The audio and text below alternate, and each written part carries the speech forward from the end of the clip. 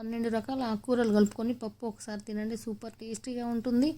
ఎలాంటి రోగాలైనా కూడా మనం దరి చేరవు. ఇలా ఒకసారి ట్రై చేయండి. టేస్ట్, ఆరోగ్యానికి ఆరోగ్యం. ఈ ఆకుకూరల్లో తోటకూర, సిలోన్ బచ్చలి, తర్వాత సుక్కకూర, గోంగూర, పాలకూర, ఎర్ర గోంగూర, బచ్చల కూరల్లోనే తీగ బచ్చలి, దుంప బచ్చలి, తర్వాత మునగాకు, మెంతికూర.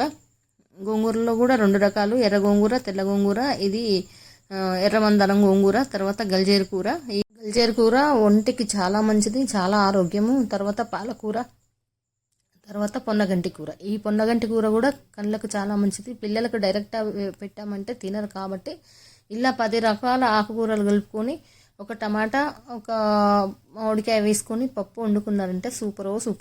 ఇలా పప్పును కడుక్కొని 1 గంట పాటు నానబెట్టుకున్నాక తర్వాత ఈ ఆకుకూరలన్నీ వేసుకొని తర్వాత పచ్చిమిర్చి, ఇలా మామిడికాయ ముక్కలు, ఒక టమాటా వేసుకొని ఒక 4 విజిల్ రానివ్వాలి. తర్వాత కొంచెం పసుపు, నూనె వేసుకోవాలి. ఈ నూనె వల్ల పప్పు పొంగకుండా ఉంటుంది.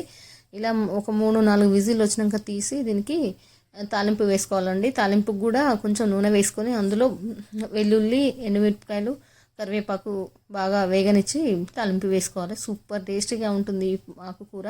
పిల్లలకు కూడా తీసేయాల్సిన అవసరం లేకుండా కూడా ఆకుకూరలు అందులోనే ఉడికిపోతాయి కాబట్టి పిల్లలకు కూడా చాలా హెల్త్కి మంచిది. పెద్దవాళ్ళకు కూడా కళ్ళకు కానీ హెల్త్కి కానీ చాలా మంచిది. ఇలా ఒక్కసారి ఈ ఆకుకూరలన్నీ వేసుకొని ఇలా అప్పడంతో నెయ్యి వేసుకొని కొత్త మామిడికాయ చట్నీ వేసుకొని తినండి.